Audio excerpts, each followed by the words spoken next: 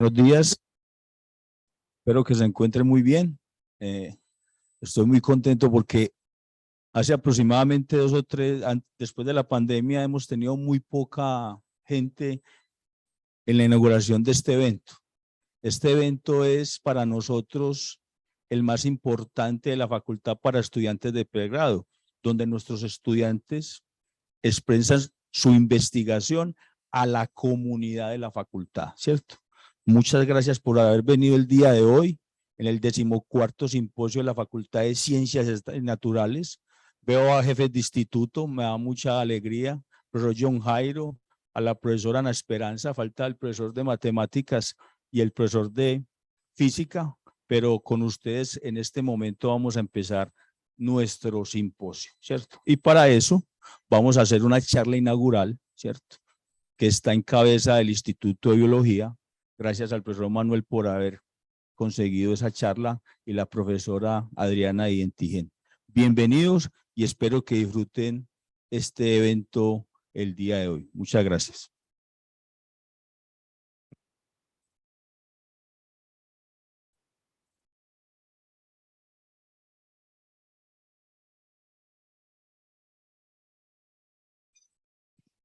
Buenos días. Tengo el placer de presentarles a la profesora Leonor Gusmão. Leonor es actualmente profesora asociada en la Universidad del Estado de Río de Janeiro, en Brasil.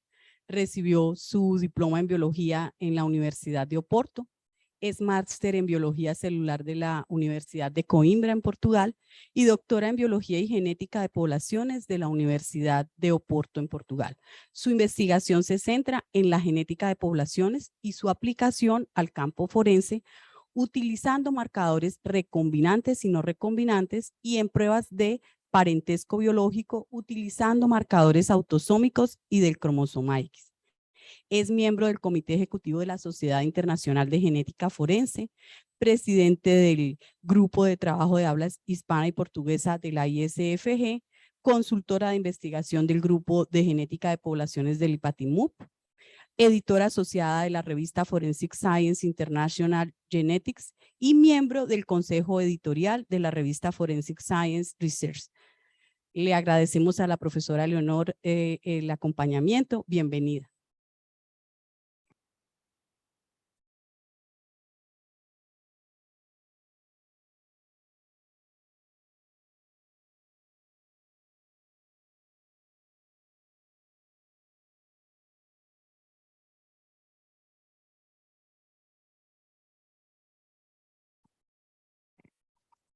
Buenos días a todos. Gracias por estar ahí.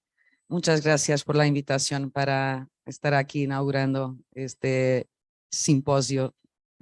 Y espero que voy a intentar hablar despacito, que me entiendan bien, y voy a intentar también mirarlos, a no estar aquí detrás del ordenador, a ver si se entiende mejor lo que digo. Cualquier cosa, mi idioma no es español, entonces algunas palabras a lo mejor son raras. De la misma manera que la presentación intenté poner en español, así hay veces que funciona, porque hay veces que ya están cansados y yo veo una sonrisa en la audiencia, ya sé que traducí algo de forma muy rara. Entonces también ayuda a que estén un poco más atentos a la presentación. Cualquier cosa podéis interrumpir. Yo he intentado hacer algo muy sencillo porque pensé que tenía menos tiempo, ya me han dicho que hay más tiempo. Entonces podemos añadir y les puedo explicar mejor algunas de las cosas que les voy a contar acá. Cualquier cosa podéis interrumpir y podemos discutir. Entonces yo voy a hablar un poco sobre trabajos que con varios grupos, no solamente yo, seguramente son varios trabajos que he hecho en colaboración con gente incluso aquí de Colombia y de otros países de Sudamérica, contando un poco lo que hemos estado viendo hasta ahora con respecto a lo que es la ancestría o ancestralidad de las poblaciones de Sudamérica. Seguramente que no es nada de nuevo para vosotros, porque todos conocen los orígenes de las poblaciones de Sudamérica actuales. Yo no voy a hablar de poblaciones ancestrales, pero actuales. Entonces no es nada de nuevo, es solo, digamos, que resumir y poner ya con información genética lo que vemos en los genomas de las poblaciones actuales de acá. Entonces,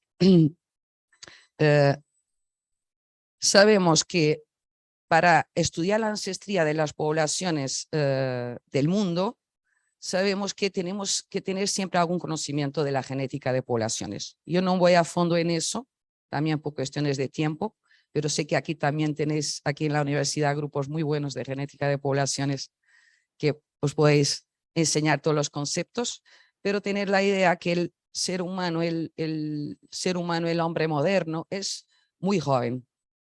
Es de las, digamos, especies, o diría subespecies más jóvenes. Si nos comparamos, por ejemplo, a nuestro primo más próximo, al chimpancé, tenemos mucha menos variabilidad genética.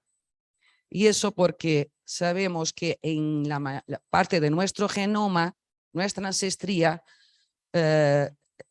proviene de una migración a partir de África. Entonces el ser humano hace relativamente poco tiempo en términos evolutivos sale de África y coloniza todos los continentes. Esto digamos que es la mayor parte de nuestro genoma, porque hoy en día sabemos que el ser humano siempre ha sido un colonizador y que siempre ha tendido a mezclarse con todas las poblaciones que encontraban. Entonces, al contrario de lo que se pensaba a relativamente poco tiempo, tenemos en nuestros genes heranzas de otras evoluciones al Homo sapiens sapiens. En Europa tenemos Neandertal, que ha sido una evolución paralela, pero sabemos que hay una mezcla. Cuando yo digo una mezcla no es muy grande, estamos hablando del 1 o 2% de nuestro genoma, pero en algunos genes, por cuestiones selectivas, puede ser relativamente elevada. Entonces, cuando estudiamos ya genes con algún efecto selectivo, y ahora, por ejemplo, en la COVID, se veía que había gente con más o menos susceptibilidad y se encontró que algunas de las variaciones eran neandertal. O sea, ya digamos que nuestro genoma tiene esa herencia. Y también se conoce ya bien a partir de fósiles la herencia en Asia, en toda la zona de Asia y Australasia, de Denisova también, que está en los genomas. Entonces pensar que tenemos, eso es lo que conocemos, porque estudios muy recientes empiezan a enseñar otras evoluciones a Homo sapiens sapiens que en nuestros genomas se consiguen observar las marcas. Una de ellas es justamente de las poblaciones que han migrado a Sudamérica. Esto porque un grupo de investigación encontró que había algunos genes, algunas zonas de los genomas de Sudamérica, de América, que tenía una proximidad grande a poblaciones del norte de Europa. Y eso significa, como sabemos que las poblaciones migran aquí, yo pido que no tengo, que tenemos aquí una entrada desde acá, del norte de Asia, no tenía sentido encontrar algunas marcas en el genoma que asociaban a Europa y que no están en Asia. Esto, en primer lugar, generó la hipótesis de lo que llamamos una población fantasma. O sea, tiene que haber ahí alguna evolución que estuviera aquí en el norte y que tuviera una afinidad. Y de hecho, hace poco, que es el niño de Malta, se encontró una falange y se genotipó y se piensa que es una otra evolución ya distinta. Entonces, eso para explicarles que nuestro genoma es algo complejo, pero las poblaciones, la gran complejidad de nuestras poblaciones se debe no a su edad, porque somos muy jóvenes, pero el hecho que siempre que hay migración hay mezcla. Entonces, digamos que es una característica de las poblaciones.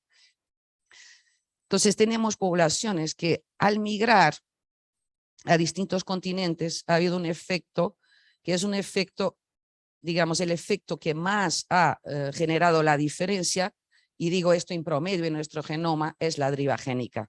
¿Qué significa eso? Simplemente que a lo largo de estas migraciones ha habido siempre un grupo de individuos que migró, que no representaba toda la diversidad que está en la población anterior, pero solo parte de esa diversidad. Eso hace que en cada movimiento se empezó a acumular diferenciación grande. Entonces, hoy en día podemos usar esa diferenciación, aunque sepamos que comparado a otras especies es pequeña, es suficiente para si relacionamos marcadores que llamamos de ancestralidad, que nos permiten ver en las poblaciones de hoy dónde han venido. Entonces tenemos una estructura genética de las poblaciones con una estratificación a diferentes niveles que podemos intentar detectar, tanto a nivel continental como incluso intracontinental dentro de los países y dentro de las mismas poblaciones, lo que llamamos subestructura poblacional. Es importante pensar que incluso en una población de un mismo espacio, por algunos motivos, puede que las personas no se estén cruzando al azar. Eso significa que se forman pequeños núcleos con diferente composición, que llamamos subestructura poblacional. Entonces, ¿qué es un marcador de ancestralidad? Es cualquier marcador independientemente de su naturaleza. Podemos estar hablando de grupos sanguíneos, podemos estar hablando de proteínas, podemos estar hablando de secuencias de DNA. Y los que elegimos y que llamamos los informativos de ancestralidad son los que tienen diferencias grandes entre las poblaciones que queremos comparar. Entonces, hay algunas zonas de nuestro genoma que no son muy informativas porque hay una variación muy próxima entre todas las poblaciones, pero hay marcadores que o por deriva o por selección natural han generado diferencias muy grandes entre las poblaciones actuales. Entonces, cuando pensamos en marcadores de ancestría, son el tipo de marcadores que nos permite estudiar la historia tanto individual como de una población. El complejo, y normalmente para los que usamos, es justamente para las poblaciones mezcladas que sabemos que tienen origen en distintos sitios. Y es de estas poblaciones que les voy a hablar, recientes, que sabemos, queremos detectar el nivel de ancestría que podrá haber provenido de Europa, de África o de poblaciones que ya están acá en América, o sea, poblaciones autóctones. Esto también todos saben, es la base de lo que cada uno de todos los que estudiamos poblaciones de Sudamérica. Todos los países de Sudamérica son caracterizados en grados distintos, pero por una mezcla sabemos que cuando a llegada de los europeos, los colonizadores, había pueblos nativos autóctones, esto bien diferenciados, como hemos visto anterior, o sea, ya después de un proceso de diferenciación intercontinental, y con ellos y de forma forzada se han traído los africanos como esclavos, como mano de obra para Sudamérica, para toda América, pero nos vamos a partir de ahora a centrar más en lo que pasó en Sudamérica. Este encuentro de estas tres, digamos, grupos continentales distintos y bien diferenciados ha producido una mezcla interétnica y podemos decir que las poblaciones, en su gran mayoría las poblaciones actuales de Sudamérica son de las poblaciones más diversas en el mundo. Son las más diversas porque ellas reúnen las diversidades que están contenidas en estos tres continentes tan diferentes. Entonces tenemos poblaciones muy heterogéneas, con una diversidad muy grande y también con historias muy distintas. Es lo que yo digo que es la cosa más bonita de estudiar para un geneticista poblacional. Las poblaciones de Sudamérica para mí son las poblaciones más bonitas de estudiarse porque uno encuentra ahí información de la historia de las poblaciones humanas de tres continentes distintos. Entonces, cuando hablamos, estoy yendo un poco ahora más detalle a lo que son los marcadores genéticos que utilizamos. Cuando queramos estudiar ancestría de una población o de una persona, lo que usamos son marcadores que pueden ser marcadores que llamamos recombinantes. Estos son simplemente los marcadores que están localizados en los autosomas, que como sabéis tienen herencia tanto materna como paterna, y a lo largo de los cromosomas hay recombinación, y entonces en cada generación hay como nuevas combinaciones de alelos de origen materna y paterna que se van mezclando y produciendo nuevas informaciones. O sea, yo puedo, a partir de marcadores autosómicos, ver cada uno qué origen continental tiene, a marcadores obviamente ditos de ancestría. Pero tenemos también los llamados marcadores de lineaje. Estos marcadores tienen una diferencia muy grande de los localizados en autosómicos en términos de información, porque por un lado tenemos los que llamamos marcadores de herencia materna, que son toda la diversidad que está contenida en el ADN mitocondrial, porque como sabéis, las mitocondrias se transmiten de la madre solamente, el padre no transmite información de mitocondrias a todos sus hijos, con lo cual, de generación a generación, la mitocondria que tiene la madre es la misma que tiene su hija, su nieta y todo un linaje femenino. Siempre que hay un hombre, se interrumpe la transmisión. Entonces, ¿por qué es interesante en genética de poblaciones? Porque yo consigo separar lo que es la historia que me están contando los genes, la historia materna o de las mujeres, de la historia que nos cuenta el otro parcero de linaje, que es el cromosoma Y, que ese se transmite, como sabes, solo de padres a hijo varón. Con lo cual, sabemos también que nos da el otro aspecto de la herencia, que es la herencia paterna. Entonces, reuniendo todos esos marcadores, podemos ver que son movimientos mediados por mujeres y por hombres de forma separada. Claro que si yo quiero evaluar la ancestría de una persona, por ejemplo, si uno de vosotros queréis saber cuánto tenéis de origen ancestral continental, los marcadores que tenéis que usar obviamente son los marcadores recombinantes, porque se utilizan el cromosoma y solo van a tener la historia de vuestro papá y vuestro genoma tiene más que eso. Y si andan una generación atrás, solo tienen del abuelo paterno y no de los 4 abuelos.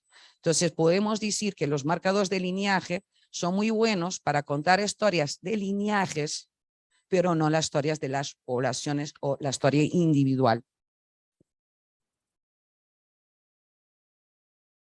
Voy a empezar ahora un poco contándoles trabajos de distintos países que hemos hecho de distintos países de Sudamérica. Aquí tenemos un trabajo hecho con la población de Bolivia. En este trabajo lo que se ha hecho ha sido estudiar justamente estos marcadores que les contaba que se transmiten solo de padre a hijo. O sea, es una visión de la historia de Bolivia por vista de paterna o de los hombres, movimientos de hombres. ¿Cómo podemos estudiar esto? O sea, para entrar un poco en cómo clasificamos esto. Sabemos que un cromosoma Y se va transmitiendo de padre a hijo intacto, sin recombinación, y solo hay cambios si hay una mutación. Entonces, esto, si ahora pensamos, no en un padre y un hijo, pero pensamos en cientos de años, lo que tenemos es, digamos, el Adán, el primero cromosoma Y hasta donde conseguimos llegar, y como les he contado, las poblaciones iniciales estaban en África, y aquí tenemos clasificados, esto es simplemente una clasificación que damos, a esa secuencia de cromosoma Y que encontramos solamente en África y que son las más ancestrales, se llama A y B. Y podemos ver que a medida que los hombres han empezado a migrar hacia afuera del continente, se han generado nuevas mutaciones. Y cuando se generan nuevas mutaciones, se generan nuevos linajes. Entonces, eso hace que hoy en día se conoce bien qué linajes son de origen en cada sitio. O sea, aquí tenemos los A, B y algunos E que son de origen africano, los R y J que son de origen europeo, tenemos aquí los O, los P, algunos Q que son de origen asiático, y sabemos que uno de estos haplogrupos, que es el Q con una mutación que es la M3, es característico de Sudamérica. Porque yo sé que es característico porque la mutación se ha hecho ya después de la llegada acá, de este pasaje. Este cromosoma no se encuentra en ningún otro sitio. Entonces, si yo clasifico cada individuo de la población con respecto a estos haplogrupos, yo sé el origen de cada uno. Entonces, en Bolivia, lo que hicimos ha sido estudiar 2 poblaciones, Chuquisaca y La Paz. En estas dos poblaciones lo que encontramos es todos estos que ven acá en azul son haplogrupos europeos y aquí encontramos estos tres que son haplogrupos nativos americanos, que yo sé que ya estarían aquí en la época de la colonización.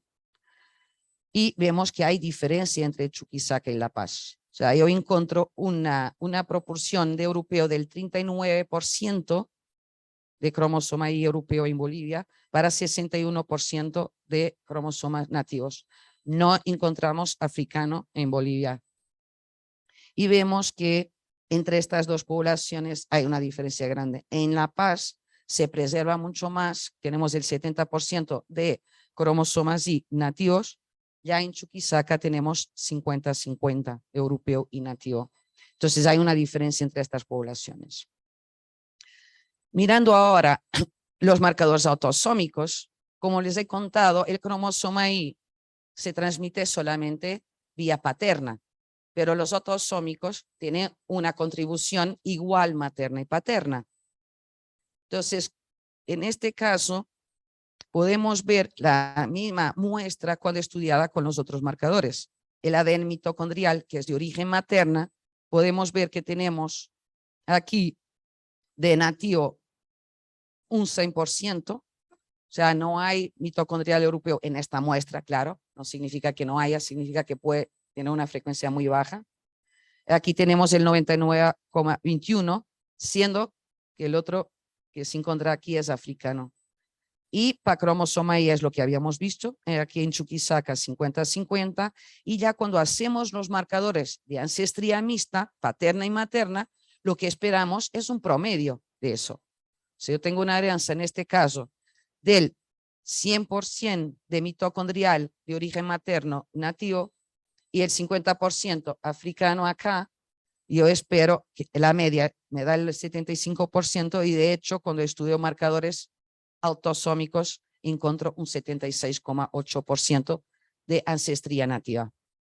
Entonces, ¿qué nos está contando esto? Que el europeo que entró ha sido vía paterna. O sea, nos está enseñando el modelo que ha sido muy generalizado en Sudamérica y todas las poblaciones de Sudamérica, que es hombre europeo y mujer nativa. Y aquí podemos ver que en esta población prácticamente no, hay 0 de mitocondrial europeo. O sea, no ha entrado ninguna mujer a contribuir a la población. Entonces, para que vean cómo, digamos, esta visión materna y paterna nos puede contar un poco más de la historia, aunque esto nos dé un valor más realista de lo que es la ancestría de la población actual, no nos cuenta este sesgo de cruce que observamos en las poblaciones.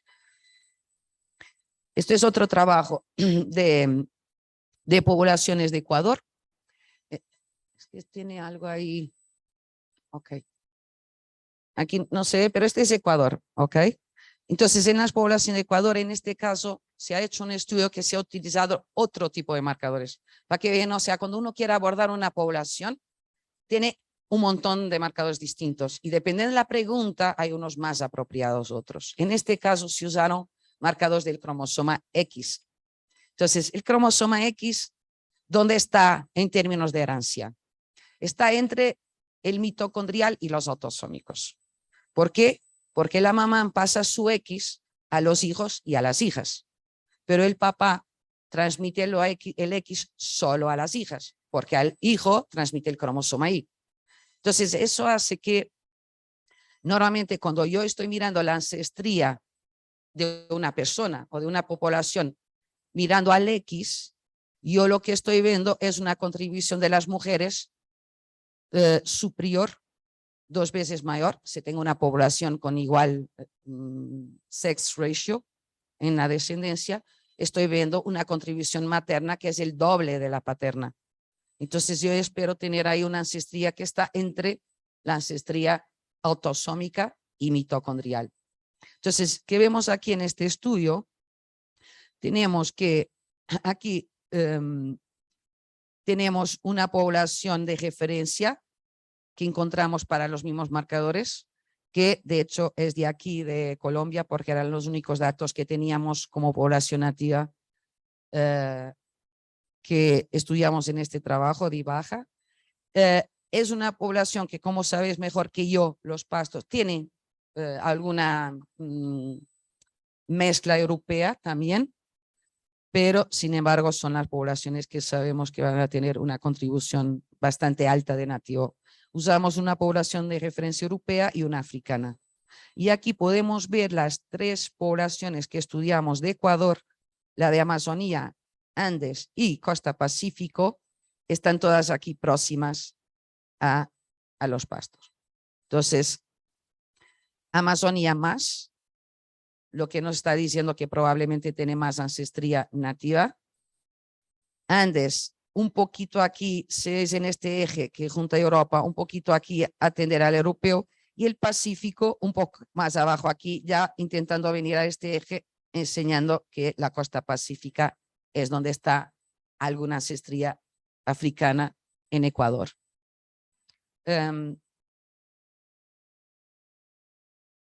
Si ahora miramos acá, aquí tenemos una comparación. O sea, lo que tenemos aquí es lo que les había explicado. Tenemos lo que vemos aquí con marcadores del X, pero ahora lo que hicimos ha sido usar marcadores autosómicos.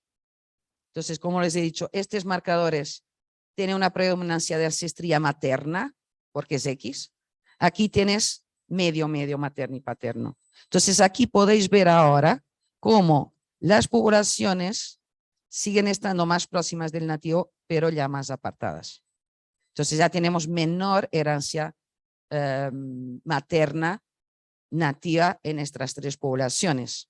Entonces, esto significa que la herencia paterna debe ser menos nativa. Entonces, una vez más, el mismo sesgo de cruce que les decía. Entonces, como podéis ver aquí, comparando el X y comparando el cromosoma, los autosomas, podemos también ver ese sesgo de herencia en los genomas de las poblaciones con respecto a una predominancia nativa materna y menor herencia nativa del punto de vista paterno o mediada por hombres. Aquí tenemos también una visión de Paraguay. Las poblaciones de Paraguay podemos ver que en este estudio lo que estudiamos ha sido solo esta región. Esto también para decirles una cosa, los países son muy diversos. Vosotros tenéis un país que se van a la región Pacífico, Andes, Amazonía, Caribe, tenéis ancestría diferente, claro. Y lo mismo pasa en Paraguay. Esta es la zona de Paraguay donde está más o menos el 90% de la población actual. Vive muy poca gente, a pesar de ser una zona mayor acá, pero es donde están los grupos nativos.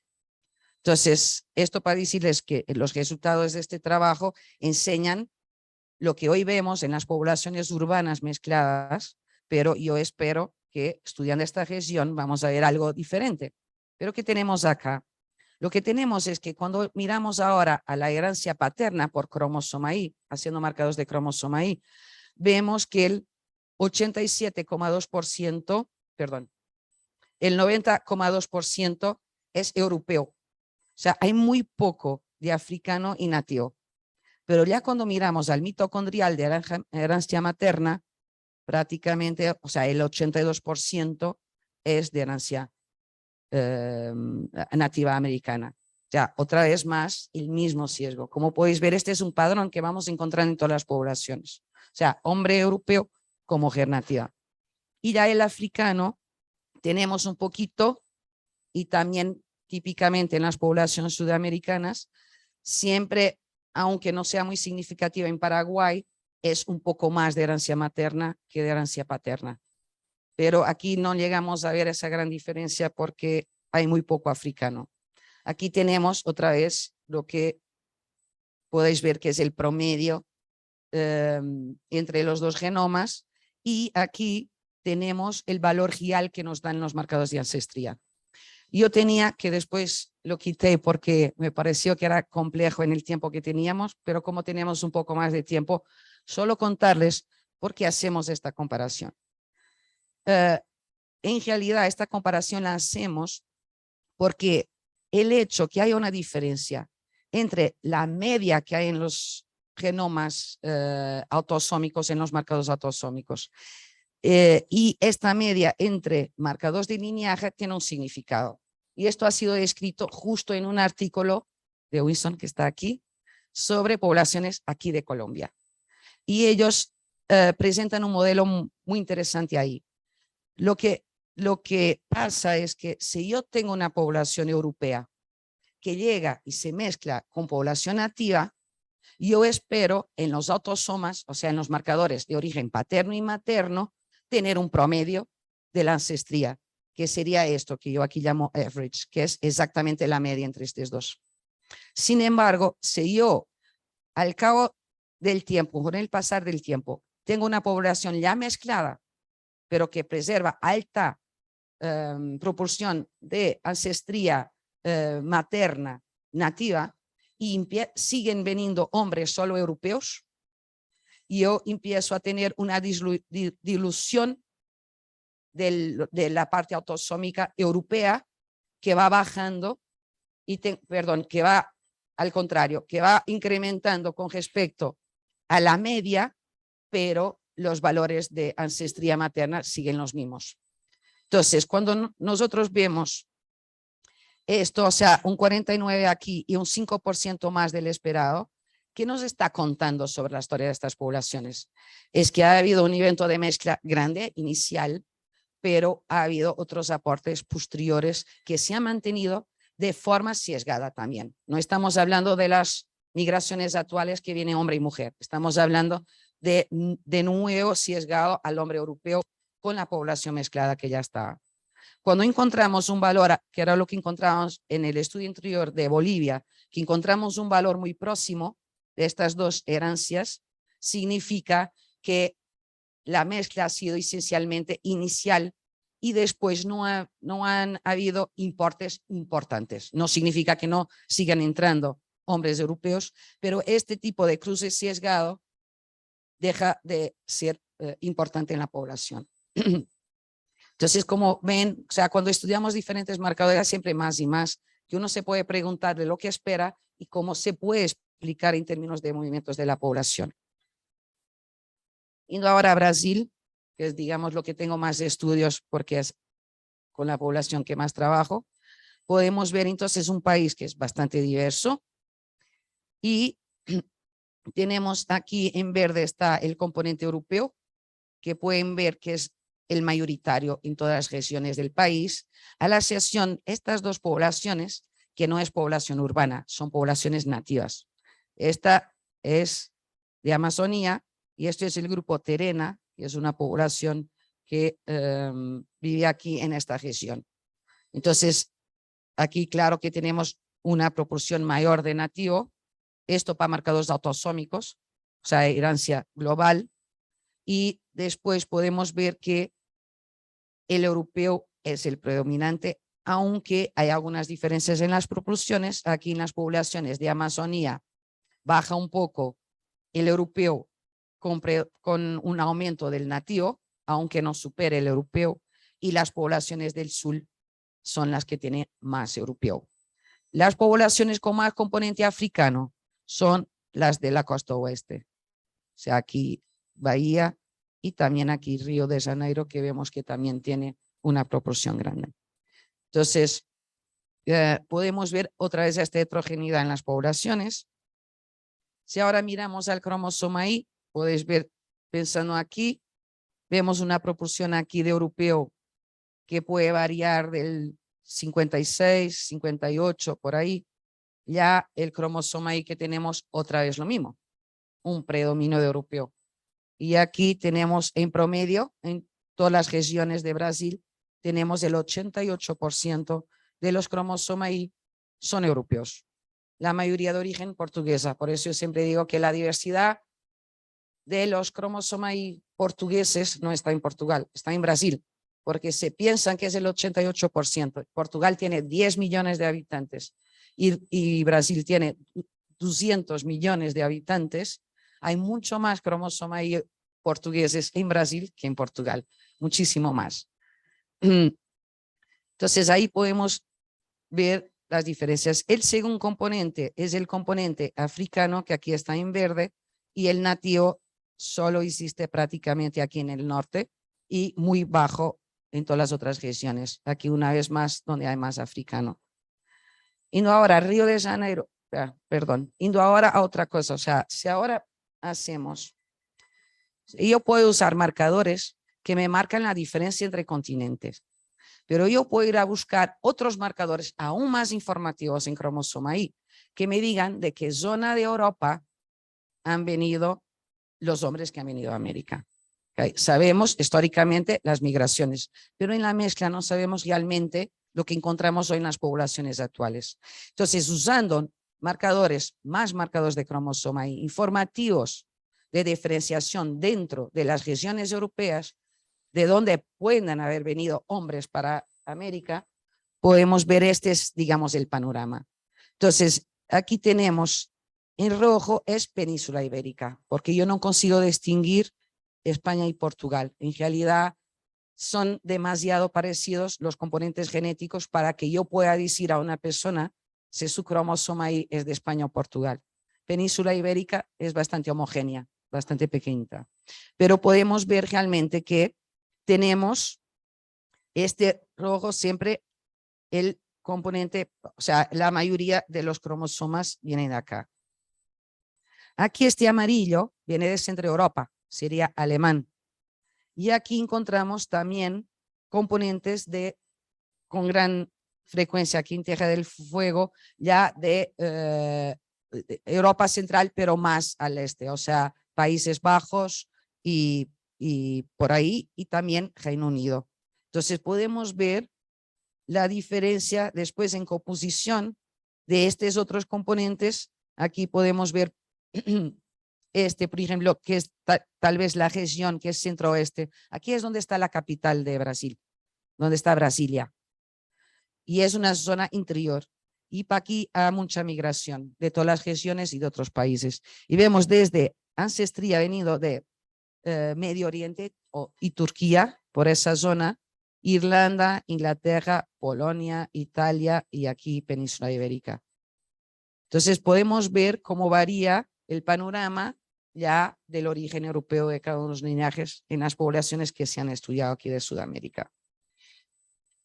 Yendo ahora para Río, yo les enseñé realmente que tenemos un predominio de cromosoma Y que es europeo, seguido del africano, es el segundo, pero ya cuando ahora miramos a los haplogrupos maternos de origen materna, el mitocondrial, vemos que la mayoría es africano. O sea, es un poco diferente a lo que encontramos en las otras poblaciones, que no encontrábamos africano, prácticamente era paterno de origen europeo y materno esencialmente nativo.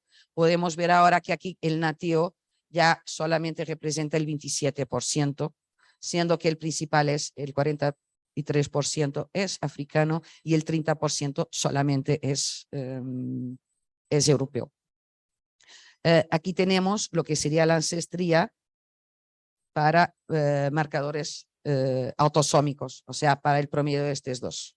Entonces aquí vemos ya el segundo sesgo que se ha observado en todas las zonas de Sudamérica donde había africanos, que es hombre europeo con mujer africana.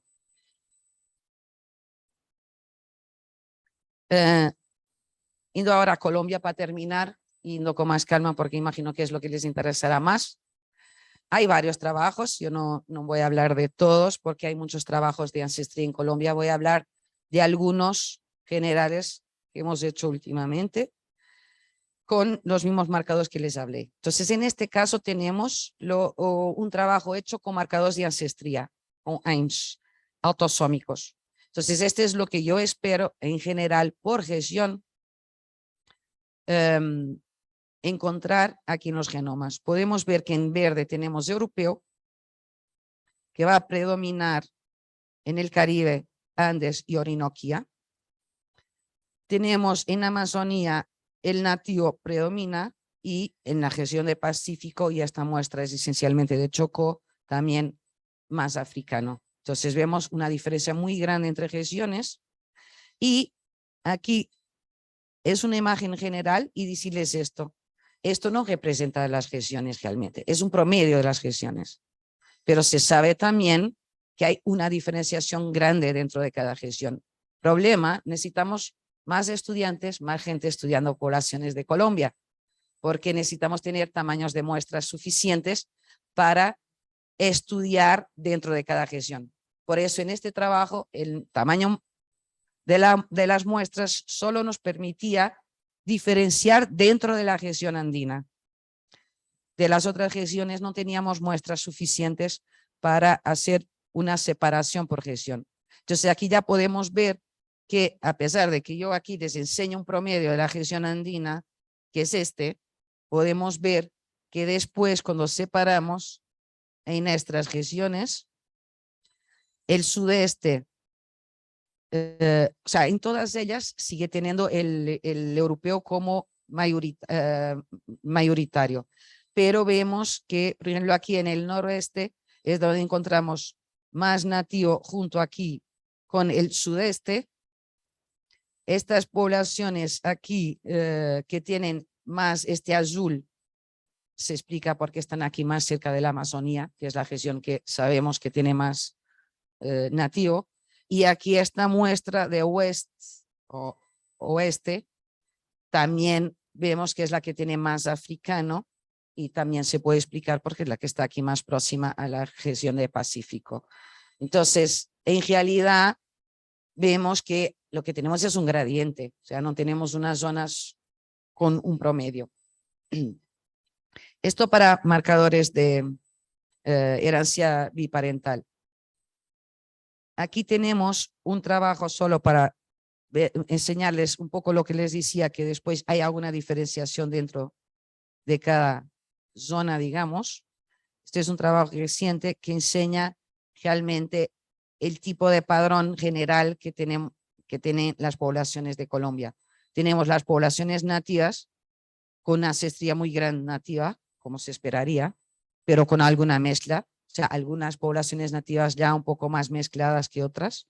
Tenemos los grupos afrodescendientes, aquí tenemos Chocó y San Andrés, ya aquí con una gran proporción de africano. Y aquí tenemos las poblaciones ya ditas mezcladas. Aquí tenemos de migrantes y aculturadas, que son dos grupos que se han clasificado en función de haber migrado de unos sitios a otros. Pero en todas estas podemos ver que el predominio aquí es esencialmente, sea Bogotá, Huila, Tolima, es europeo y seguido de nativo y con bastante menor grado de africano. Y cuanto a los grupos nativos, tenemos aquí en este trabajo, se estudió también estas 5 poblaciones. En realidad se estudiaron 3, había publicados para 2 más. Y podemos ver realmente que los Guainía, Barimotiló y son los que preservan aquí mayor ancestría nativa. Por ejemplo, aquí los Barimotiló vemos solo 1 y 4% de ancestría africana y europea, que les puedo decir también que cuando vemos un valor muy, muy bajo, puede ser solo un cuido. Nosotros hacemos análisis estadísticas, se hacen inferencias. Entonces, pensar que cuando estamos usando, en este caso, 46 marcadores, hay una desviación estándar del valor que encontramos. Entonces, podemos casi decir que esto es casi el 100% nativo. Claro que yo tendría que estudiar los marcadores de lineaje para estar segura de eso. Y que de hecho lo tenemos. Pero ya tenemos, por ejemplo, aquí en este caso, los Pijao, que ya vemos que es un grupo ya con una importante mezcla europea, y este es aquí en menor grado también. Esto es lo que cuando ahora miramos las poblaciones para ancestría, las poblaciones colombianas, esto es como un mapa. Imaginen, es un mapa de distancia no física, no en kilómetros, pero de distancia genética. Si ponemos aquí América como referencia, África y Europa, esto en realidad son poblaciones, digamos, de referencia, vemos varias cosas. Una de las cosas es, estos que ven aquí en rojo, Southeast, son todas las poblaciones andinas. Podemos ver que están aquí casi entre América y Europa, aquí una mezcla. Muy poquito para África, pero más en este eje, América y Europa. Y aquí en el medio. Si vamos a la población caribe, es así, ya se empieza a aproximar de África y Pacífico es la que está más próxima. Y otra cosa interesante es que, como les he enseñado, por ejemplo, estas dos poblaciones tienen casi el 100% de nativo. O sea, en realidad, si miramos a estas tres poblaciones, ellas tienen una ancestría muy próxima. Sin embargo, yo aquí las veo muy distantes. Miren, esta distancia es extremadamente elevada. Esto significa que lo que les he explicado al inicio de que pasa muchas veces en las poblaciones que migran, que es la deriva génica. Pero en este caso tenemos una deriva génica no por migración, pero por bajo efectivo. Como sabéis, durante la colonización se han exterminado muchas poblaciones nativas y las poblaciones han disminuido mucho en tamaño, en número de individuos, con lo cual se perdió mucha de la diversidad y cuando se expanden otra vez estas poblaciones empiezan a dar diferencias muy grandes entre ellas por pura deriva génica. Y entonces es interesante porque cuando hacemos los marcadores de ancestría vemos perfectamente que tiene una ancestría muy próxima y todas son nativas, pero que tienen mucha diferencia, una distancia grande genética debido a esta deriva génica, no por mezcla. ¿Okay? O sea, en cuanto a las diferencias normalmente en estas poblaciones es por mayor ancestría europea o mayor nativa que se van separando, aquí no, aquí es por pura deriva génica al azar. Entonces, para estas poblaciones nativas, ¿qué encontramos ahora cuando miramos al paterno y materno? Miren, aquí para el mitocondrial, tenemos aquí dos de las poblaciones que han sido estudiadas para los tres tipos de marcadores, Cauca y Antioquia, o sea, de la región, ¿no? Entonces, para mitocondrial encontramos aquí el 98,3% de nativo, o sea, prácticamente todo el componente materno es nativo. En las poblaciones de Antioquia, nativas de Antioquia, encontramos el 100% de nativo. Ya para el cromosoma I, aquí también tenemos el 100%. Aquí ya baja para el 60%, con un 35% de europeo. Entonces podemos ver que aquí en estas, digamos, no encontramos mezcla europea, pero en las poblaciones nativas, cuando encontramos mezcla europea, ¿de qué origen es? Paterno, cromosoma I. ¿Ok? O sea que tenemos otra vez en las mismas poblaciones nativas vemos el mismo sesgo de entrada de hombre europeo, pero no hay entrada de mujer nativa. Y para terminar, terminamos aquí con las poblaciones afrodescendientes. Yo solo tengo un ejemplo que estudiamos, que es la población palenque, que es la población, digamos, que es una población que teníamos bastante interés en estudiarla por las características, como sabes, es la población afrodescendiente más antigua en América y incluso tiene su idioma y es patrimonio de la humanidad cultural, su cultura.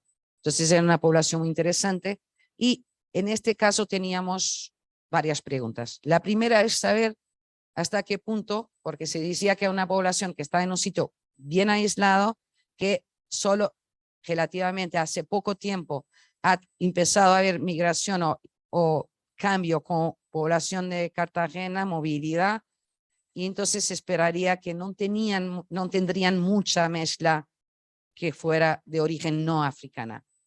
Y otra pregunta es que algunos trabajos, incluso basados en datos lingüísticos, decían que la población de Palenque es una población que tiene sus orígenes no solamente en África, pero en un sitio muy específico de África, que es la región de Congo. Esto por su vocabulario. O sea, los lingüistas, estudiando su idioma, han visto que el palenquero tiene raíces en el kikongo, que es digamos, un idioma de la región de Congo, Angola, o sea, sudeste africano. Entonces, lo que queríamos ver es eso, porque la idea es, en Cartagena ha llegado gente de todos los sitios, o sea, de varios sitios de África, porque en Palenque solo tenían, digamos, un origen. Entonces, queríamos ver las dos cosas.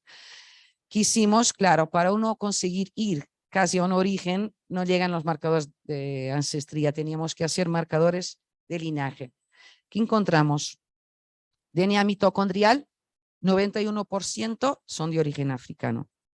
Y tenemos 8% de origen nativo. No tenemos mitocondrias europeas. Entonces, ¿cómo se puede explicar esto? Palenque queda en, ¿cómo se llama la sierra? O sea, en una zona interior, pero ahí hay grupos nativos. O sea, es una zona, ¿cómo se llama la sierra? No. No es para esa zona, es ahí más, no interesa, o sea, puedes por curiosidad ver, pero queda ahí en una zona, o sea, ellos, en realidad, el Palenque es formado por esclavos que se escapan, entonces ellos se intentan ir lo más lejos y a zonas aisladas de selva para no ser capturados, claro, pero en esas zonas había grupos nativos. Entonces, aquí, curiosamente, en el mitocondrial se ve que hay entrada de mujeres nativas a la población de Palenque. Sí, ese es Montes de María. Entonces, y aquí, ¿qué encontramos para cromosoma Y? Africano, 61%, mucho menor. Como ven, contra el 91% materno. Y ahora aquí 35% europeo. Y muy poco de nativo. O sea que en el Palenque han aceptado las mujeres nativas. O sea, tenemos un sesgo de hombre africano como mujer nativa, pero no en los hombres nativos. Entonces, vemos simplemente, y aquí, ¿cómo podemos explicar este 35%? Yo me acuerdo cuando hablaba con el lingüista, que es un americano que estudia mucho Palenque, y o sea, es especialista en criollo, en lenguas de origen africano. Y él me decía, no, imposible, está viendo mal el cromosoma Y, porque ahí en Palenque, yo sé, porque desde hace no sé cuántos años voy ahí, es muy aislado, ahí no entró europeo. Claro, pero tenemos que pensar que cuando los esclavos se escaparon, algunos ya eran hijos del cruce europeo con africano. Entonces, digamos que no tenemos la datación, porque aquí no conseguimos hacerlo, aunque tenemos ya algunos genomas completos de estas muestras y estamos intentando saber en qué momento se ha dado esta mezcla, pero lo que pensamos es que esta cantidad de cromosoma europeo es lo que ya pasa durante el tiempo que han estado, digamos, o sea, antes de llegar a Palenque. O sea, es alguna cosa muy antigua, no es algo reciente. Ya esta entrada de nativo ya solo se explica después de la llegada al Palenque. Y con respecto a la otra pregunta que teníamos, hemos intentado ver cada uno de los lineajes de mitocondrial y cromosoma Y que encontramos en las muestras de Palenque, a dónde es más probable su origen. O sea, a dónde lo encontramos en África. Estas son las zonas de origen que hemos encontrado. Tenemos desde aquí esta zona de Alta Guinea, Senegambia, donde está Guinea-Bissau, que es la primera zona de salida de esclavos hacia América, pero no en gran cantidad. Después aquí, o sea, Senegambia, Apargainía. Después vamos para la costa del mar, costa del Oro, que es más aquí abajo. Después, esto, digamos, han sido las zonas de salida graduales. Después tenemos aquí la zona del estrecho, se puede decir así, estrecho de Bení y Biafra, estrecho Ensenada. ¿Ensenada? No. ¿Sí? No sé si estoy diciendo bien, pero... Y aquí sería Luango, que es donde está la costa de Congo, o sea, donde estarían lo que se piensa que serían los originarios en términos lingüísticos de la lengua de Palenque, y aquí más abajo Angola. ¿Qué encontramos nosotros? Es un porcentaje grande de lineajes de todos los sitios. O sea, encontramos desde Angola, la costa del Oro, de esta zona de Angola también, de Upper Guinea, o sea, de aquí de esta zona, de varios sitios. Entonces, ¿qué nos cuenta esto contra la población de Palenque? Realmente la lengua tiene un origen en Kikongo, pero muy probablemente la lengua ha sido la lengua que se ha adoptado por pueblos con lenguas muy distintas que han tenido que adoptar una común.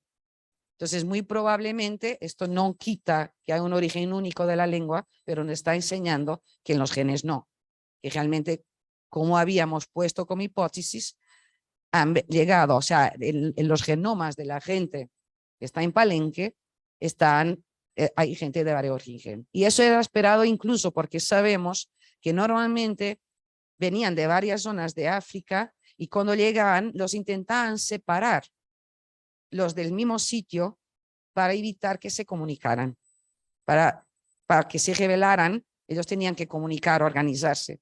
Entonces muchas veces en las mismas haciendas intentaban poner esclavos de sitios distintos para evitar esa comunicación. Claro que ellos encuentran un padrón de comunicación y al ver estos que se escaparan aquí, el padrón de comunicación que encontraron ha sido el Kikongo, o sea, de ese origen, pero no necesariamente eso se refleja en los genes. Aquí podemos ver un contraste entre la genética y la lingüística.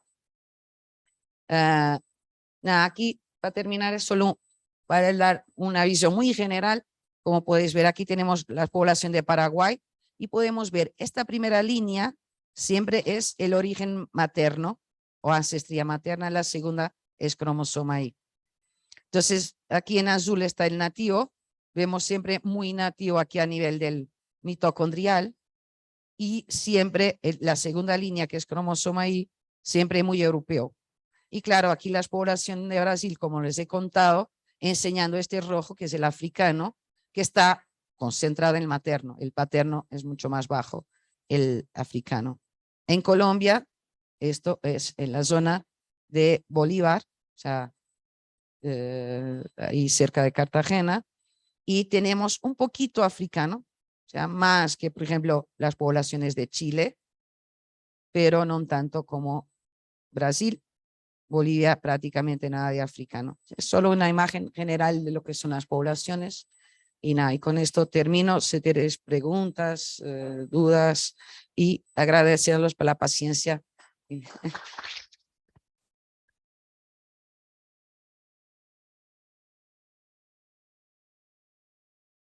Muchas gracias a la profe. Vamos un segundito. Solo para decirles que estos son toda la gente que ha colaborado en los trabajos que les he estado contando. O sea, son trabajos de mucha gente de varios países. Aquí yo intenté concentrar más la gente que ha participado de alguna manera directa o indirecta aquí de Colombia. Uno. Ahora sí. Hola, hola. Esta primera foto tiene muchos años, es del 2003 y es la primera vez que he venido a Colombia a dar un curso aquí en esta universidad.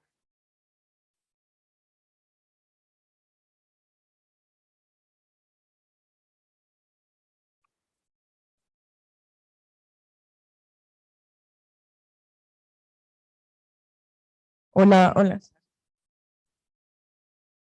Gracias, Leonor. Sobre precisamente si se quiere penetrar más la contribución africana misma dentro de Colombia, ¿cierto? Es posible, o hay sugerencias que la contribución africana difiere entre la región pacífica y Caribe, ¿no? Que quizás esté mostrando procesos diferentes durante la llegada, sí. Pero también sobre la contribución nativoamericana. ¿Qué nos puedes comentar sobre eso? Por esas variaciones precisamente, no solamente en Colombia, sino quizás en Brasil, que quizás se pueda llegar a profundizar sobre esas diferentes y heterogéneas contribuciones nativoamericanas de los grupos Chibcha al norte, de los grupos Ticún al sur, ¿cierto? En la mezcla de las poblaciones mestizas. A ver si nos puedes comentar sobre eso. O sea, esta imagen aquí realmente es una imagen muy, yo digo muy reductora de lo que es la diversidad. La diversidad es mucho mayor, como les conté al inicio. Entonces, hay una diversidad. Yo aquí trabajé no con poblaciones nativas, o sea, la única población que es un grupo poblacional aislado es esta de Palenque, pero intenté hacer solo como un retrato de las poblaciones miscigenadas. Pero hay una variación muy grande. Y se piensa que seguramente para las poblaciones mezcladas hay esa diferencia que Winston comenta. O sea, en primer lugar, la parte nativa, que es lo que yo pienso que es más diferente. Como sabéis, hay muchos grupos étnicos distintos en el país. Entonces, yo no espero que fondo genético nativo en una zona sea idéntica al otro. Problema, y seguimos trabajando en eso, y en este momento tenemos justo un proyecto en cromosoma Y para eso. Es que, como les conté, a la llegada de los europeos, y piensas que en algunas zonas, como por ejemplo en Amazonía, las poblaciones siempre han tenido pocos habitantes. Y a la llegada de los europeos se perdió mucha diversidad. Entonces, ¿qué pasa ahora cuando empezamos a estudiar las poblaciones nativas, como les enseñé ahí? Es difícil inferir la proporción de mezcla porque hay una deriva génica muy grande.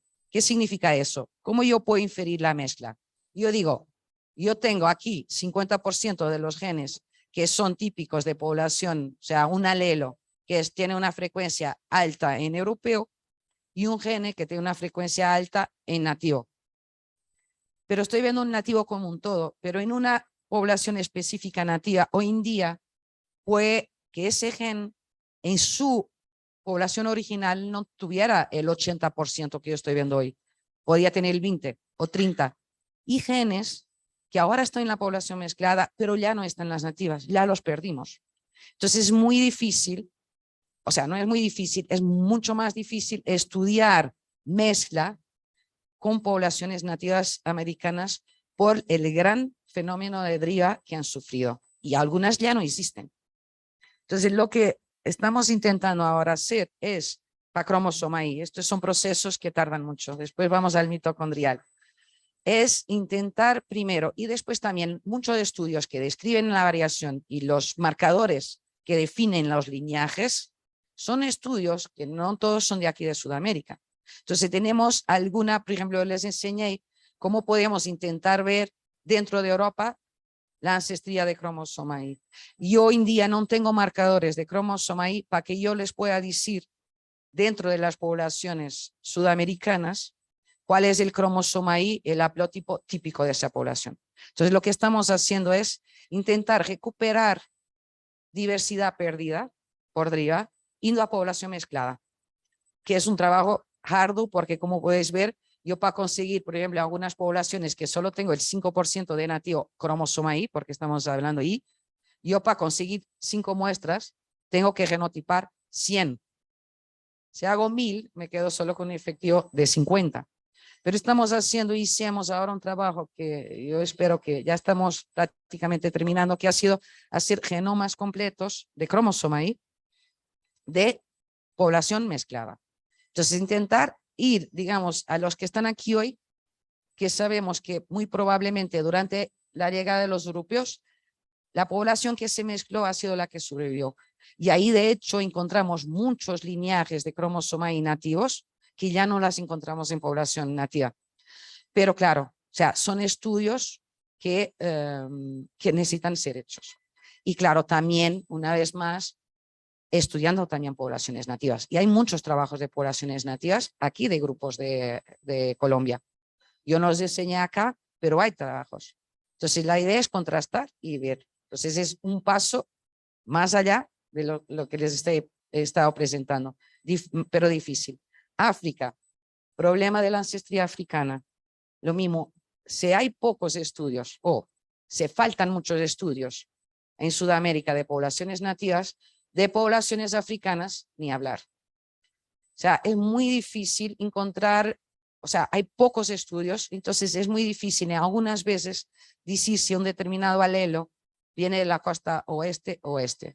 Y África tiene otra cosa. África, aunque las poblaciones africanas son las más diversas porque son las más antiguas, como sabéis, la diversidad se va acumulando por mutación. Una población antigua va acumulando más variación. Siempre que hay una migración, parte de esa diversidad se pierde y se empieza otra vez a generar diversidad.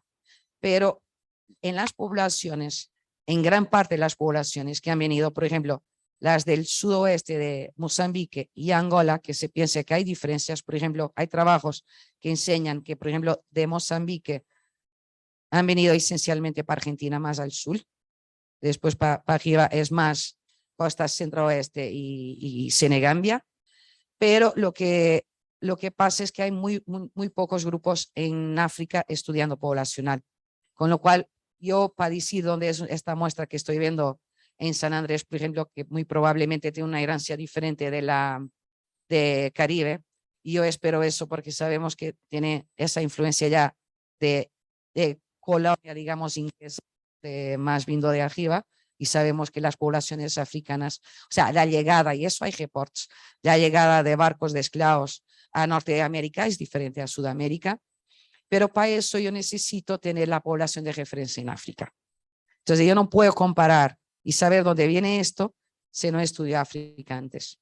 Y eso es otra cosa que nos falta. Entonces, como es así, para quien está iniciando, hay un montón de trabajos y de cosas y toda esta diversidad que les digo también dentro de cada región. Yo no creo que hablar de región Pacífico sea una realidad. O sea, es una cosa abstracta general, pero seguro que van a haber muchas diferencias entre la región Pacífico e incluso eso. Después, dentro de cada región tenemos, como les enseñé ahí, por ejemplo, los Emberá o los Barimotillo. O sea, están en una región en que hay un promedio, pero ahí están esas comunidades con una composición totalmente distinta a la población urbana. Y esto todo se tiene que tener en cuenta. O sea, no podemos resumir digamos, la diversidad de las poblaciones colombianas a un promedio por región.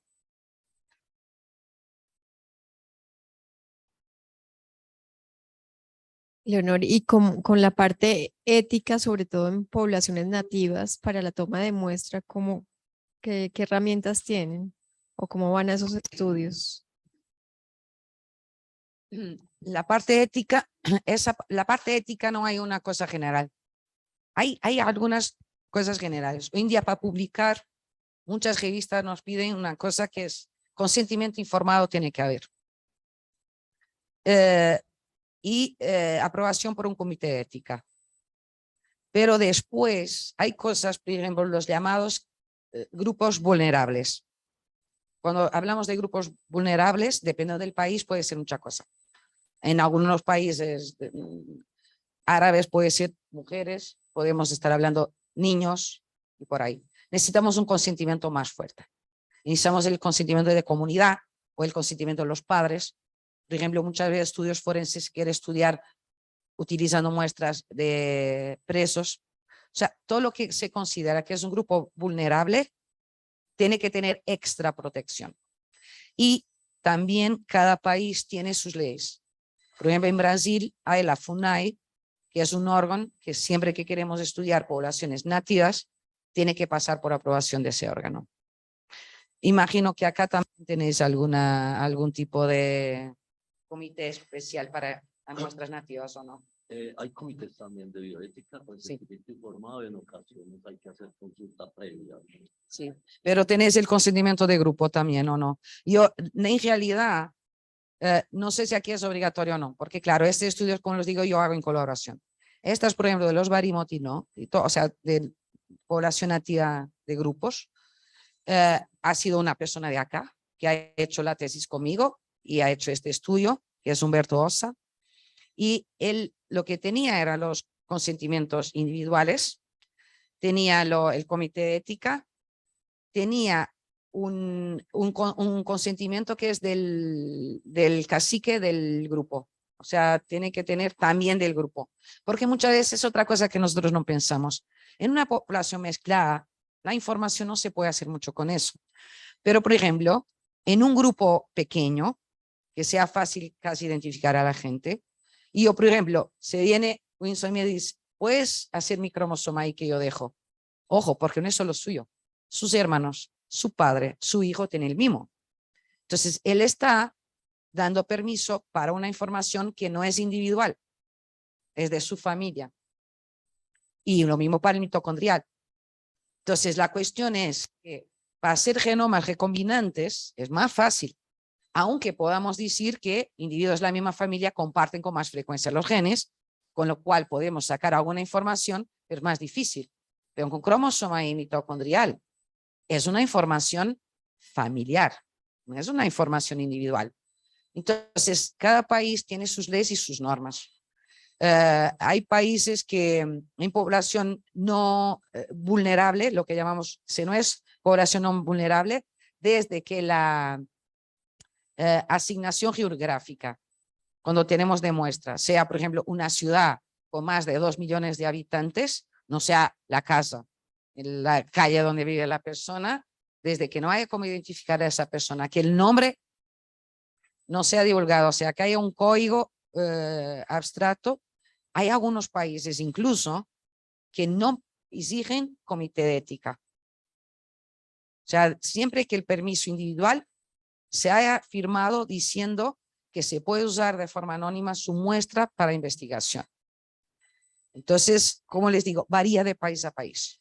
Y yo ahora estoy estudiando esencialmente, trabajando con muestras de población urbana, y eso tiene esas dos cosas, siempre como base.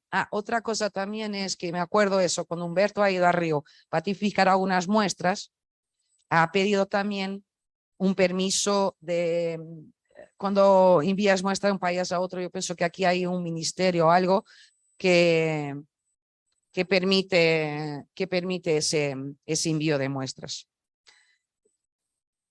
Sí, no para salida de muestras del país. Entonces, hay varias cuestiones, claro, que tenemos que estar pendientes en términos éticos, y las poblaciones nativas son las más complicadas de estudiarse. Yo pienso que también muchos estudios no se hacen porque muchas veces un investigador le da mucho miedo también a las cuestiones éticas, que está correcto, no está mal.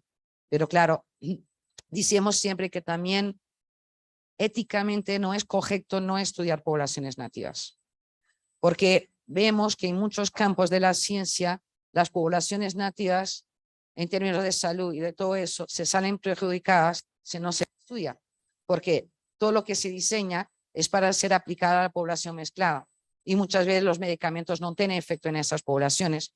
Por ejemplo, les puedo decir que en términos, por ejemplo, de forense, que es lo que yo trabajo más, muchas veces nos dicen, claro, porque en una base de datos no debería estar las frecuencias de poblaciones más pequeñas.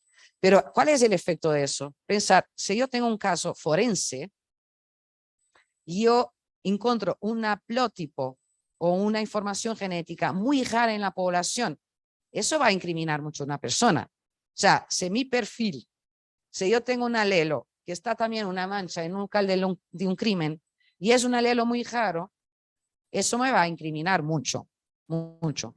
Entonces, si en la base de datos no está representado la ancestría nativa, un nativo, siempre que va a ser juzgado, va a tener algo muy raro en la población y va a ser muy incriminado. Entonces, eso es en contra, o sea, no estar representados en la base de datos forense es en contra de las poblaciones vulnerables, porque se está tratando como si el perfil de ellas fuera muy raro. Entonces, tenemos que tener cuidado eso, entre el balance de la ética y después las consecuencias de no incluir poblaciones más pequeñas, pero que son poblaciones importantes del país. O sea, hay que tener en cuenta que hay muchos grupos nativos aquí en Colombia, entonces no se les puede simplemente excluir de los trabajos.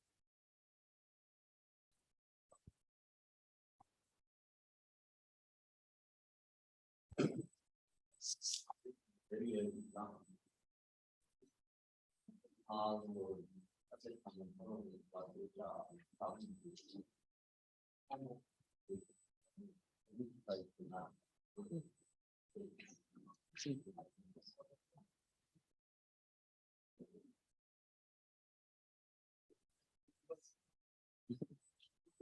Sí. Muchas gracias por la excelente charla, doctor. Le quería preguntar, entiendo que una ruta de colonización a América también proviene de Polinesia. Sin embargo, no vi que consideraran ninguna fuente de ahí. ¿A qué se debe? O sea, hay incluso más de una ruta que se piensa, y hay algunas dudas. A medida que se va estudiando más, que tenemos herramientas que nos permiten estudiar más genes, vamos viendo, hay veces, señales muy pequeñitos. Entonces yo ahí no enseño porque no está entrando en, digamos, una charla muy de genética de poblaciones. Por eso les he dicho que era muy por alto. Pero de hecho, hay incluso algunas hipótesis que incluso de África ha llegado alguna cosa a algunas regiones de Sudamérica. Y existe realmente eso. ¿Qué podemos decir, o sea, en los genomas actuales? Se ve muy poco. Se ve muy poco porque, otra vez, son poblaciones que, y, por ejemplo, la colonización de Sudamérica, se piensa que ha habido por lo menos, hoy en día, ya se está viendo por lo menos 2 señales de 2 entradas muy grandes, pero se piensa que ha habido muchas más pequeñas. Claro, esas entradas posteriores han reemplazado mucho de lo que había. Entonces, puede que la entrada, la juta vindo de Polinesia, tenga dejado una marca muy suave, pero a nivel de genética no hay datos muy fuertes por la señal baja de cómo han llegado y así. Pero pensar una cosa, cuando yo hablo en poblaciones actuales, no significa que no pueda haber habido muchas otras llegadas. Significa que lo que estamos viendo es función de la última llegada o de la mezcla cuando es una mezcla grande. Porque hay veces que simplemente se desapareció. Como que les decía, en África, el problema es que tenemos una diversidad grande, pero por ejemplo, hace 2000, 3000 años, la expansión bantú ha reemplazado todas las poblaciones khoisan de África subsahariana. Cuando digo todas, otra vez, primero veíamos la composición genética de las poblaciones y decíamos todas. Hoy vemos que en el mitocondrial, el materno no. O sea, las madres khoisan quedaban, pero los hombres bantú que venían, como siempre vienen los hombres, y reemplazan los otros hombres. Y entonces vemos que muchas veces teníamos regiones diversas y muy probablemente Sudamérica ha tenido más diversidad, pero con olas grandes que vienen del norte reemplazó. O sea, eso no hay duda que en la composición que vemos hoy, la mayoría viene de esa migración de arriba, pero no excluye de manera ninguna. Y eso se está intentando buscar esas señales, no a estudio de poblaciones modernas, pero a partir de estudios arqueológicos y estudios dosadas ya por estos sistemas de secuenciación masiva paralela y que ya se empieza a ver las marcas. Pero eso se tiene que estudiar DNA antiguo, que hay grupos muy buenos también acá, que tienen estudios con DNA con fósiles, o histórico o ya antiguo. Y ahí yo pienso que es donde se tiene que buscar esas marcas más fácil. Muchas gracias, profe. Muchas gracias a todos los que nos acompañaron en esta charla inaugural. Vamos entonces a darle un fuerte aplauso a la profesora.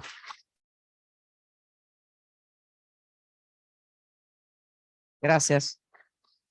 Y ahora vamos a iniciar con, por favor, no se retiren, vamos a iniciar con las primeras charlas del día de hoy del simposio.